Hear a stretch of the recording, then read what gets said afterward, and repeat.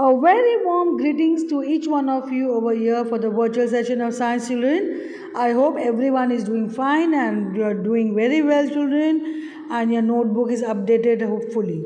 So let us continue with the chapter soil. What are we going to have in this session? That is part 4 of the soil, and I hope all the previous session was interesting, and the mentioned diagram and the related concepts you will have taken down in your notebook. So let us see what are we having in this session. We are going to have, first of all, we will see water retention. So what is water retention? Let us see. We have learned about the particle size. We have learned about the capability of the soil to hold water. And it depends upon various types of soil. It depends upon the parent rock from the soil is being formed, and all depends upon the texture of the soil. So here the concept comes in, that is water retention. How much water a soil can hold, and what type of soil will hold more water, or what type of soil will hold less water. Let us see in this session. The ability of the soil to hold water is called water retention. That is the capacity of the soil. The space between soil particles is called pores, provide the passage for gases and moisture within the soil. You all know this, we have done. And the ability of the soil to retain water is strongly related to the particle size. So here the particle size plays a very important role in water holding capacity of the soil. And water molecules hold more lightly to the fine particles of the clay soil than the coarser particle of sandy soil.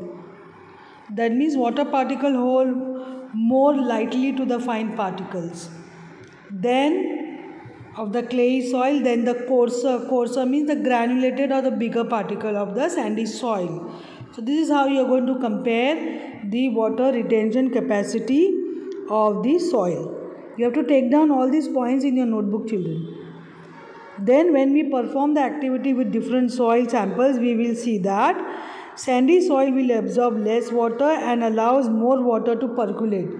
So you can see sand on the beaches. When you put water, it just seep inside. Just a very simple experiment you can do. You must have realized this.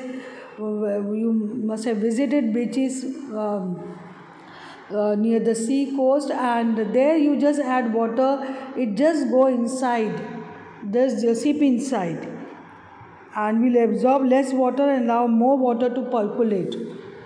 So a clay soil will absorb more water but allow less water to percolate. Sandy soil will absorb less water than clay soil because of the large spaces between the soil particles. So this is absorption and percolation is two different concepts. Try to understand that, children. Sandy soil will absorb less water and allow more water to percolate. That means more water to move inside. Whereas clay soil will absorb more and will allow less water to move inside. That is how you are going to understand. So next to the beaches, when you go where you have sand and you add water, it just goes inside. That means the absorption of water by the sand is less. The area where there is a lot of clay in the soil, stagnant water collect about the soil whenever it rains. So you can see the area where you have lots of clay in the soil, stagnant water collect about the soil and whenever it is raining. So the absorption and percolation of water, these are two different concepts. Sandy soil will absorb less water than clay soil because of the large spaces between the soil particles. I hope this concept is clear. Please write down all this in your notebook, children. Different properties of soils we are going to learn. What are the different properties of soils?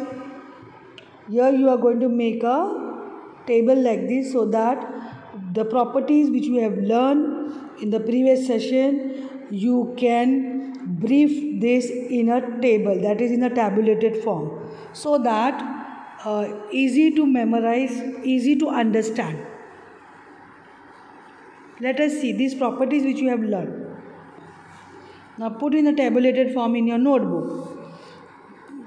You will see, make columns like this. First of all, you have properties, then sand, silt and clay. Let us see. Water holding capacity, first of all, you will see.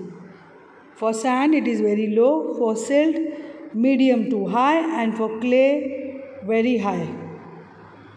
That means they can hold water because the particles are very fine, very small particles.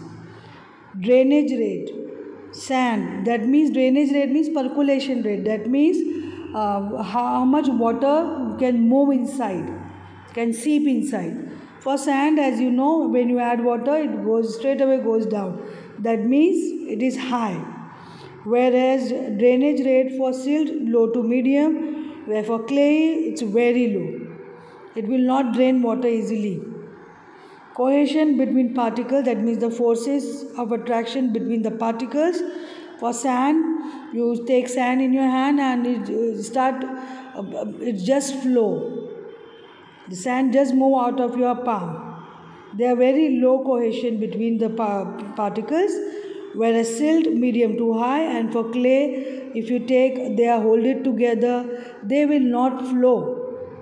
So the attraction between the particles very high in clay. Whereas you have organic material content in the sand, you must have seen very, very low organic. They will not have much of organic or dead and decay matter.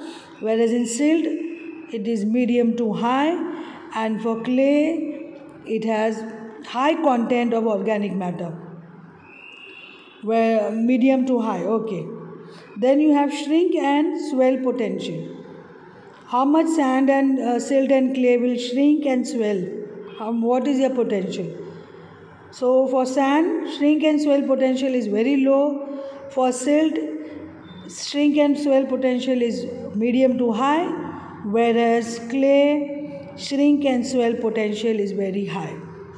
So this is how you are going to tabulate the properties of the soil. I hope it's clear. Then soil and crops. They just cannot be separated. They are inseparable. When you're talking about the soil, we are talking about the crops because our life depends on crops. So let us learn about soil and crops. Different kinds of soils are found in different regions because of the following factors that decide the soil structure of that place. As you all know, the climatic condition decides the weathering of the rocks, and that decides the formation of the soil, that decides the types of the soil. So what are the factors that decide the soil? Temperature, humidity, rainfall, sunlight, winds. This is all going to contribute for the weathering of the rocks, and how the rocks withered, it all depends on these factors. The type of crops that will grow in the soil depends on these factors as well as the properties of a soil.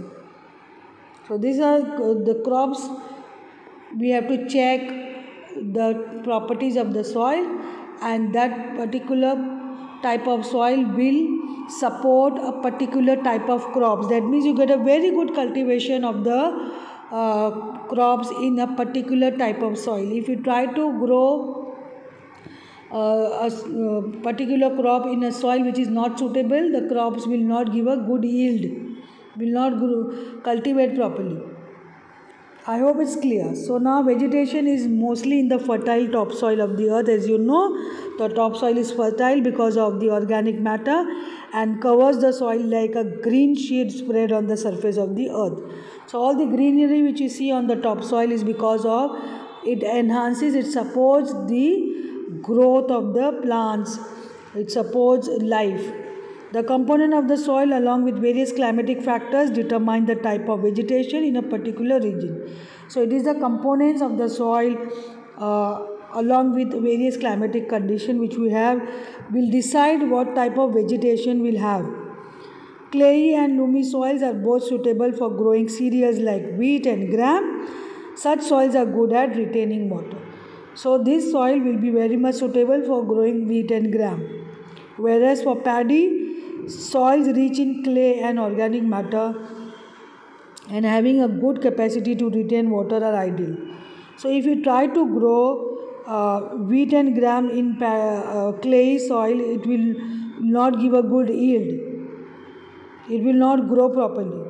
Similarly, for paddy, that means rice. Paddy means rice. For rice, if you take loamy soil, then again it will not be suitable. So here your suitability depends, and you have to check for it. For lentils like masoor dal and other pulses, loamy soils which drain water easily are required. For cotton, sandy or loam or loamy soil which drain water easily can hold plenty of air are more suitable. So here this type of soil where it can hold air, plenty of air required here for cotton. And crops such as wheat are grown in the fine clay soil because they are rich in humus and are very fertile. I hope this different kind of crops and the types of soils required for their proper growth and for good yield is very clear with you all. So now over here, types of soil, crops grown, make a table like this. It will give you some clear idea about the different type of soil and some crops we can learn over here. Sandy will support potatoes, lettuce, corn, peppers. Clay will support sprouts, broccoli, kale, beans, cabbage. Loamy will support apples, carrots, tomatoes and cucumber. So this is very simple for you to understand, and you can learn these examples. Children, please draw this table in your notebook. What is soil erosion? So here we come to soil erosion. Why we are learning soil erosion? We have learned all the related concept to the soil, and I hope all the concepts we have learned are clear with you. So soil is so very important for the life on earth, and how soil erosion is actually depleting the soil on the earth, that we need to know. So what is soil erosion? When the top layer of the soil gets removed, it is called soil erosion. The soil erosion mainly occurs when the soil is left loose without vegetation or when deforestation occurs. So as you know, the top soil, if there is left loose, if you are not putting any vegetation, if you are not growing any crops, because the crops, the plants will hold, the roots of the plants will hold the soil tightly, and it will not allow the soil to degrade. It will not allow the soil to get washed off easily, or it will not allow the soil to be carried away by the air easily. So you have to grow vegetation so that you can keep the soil intact, because the roots are helping in keeping the soil intact.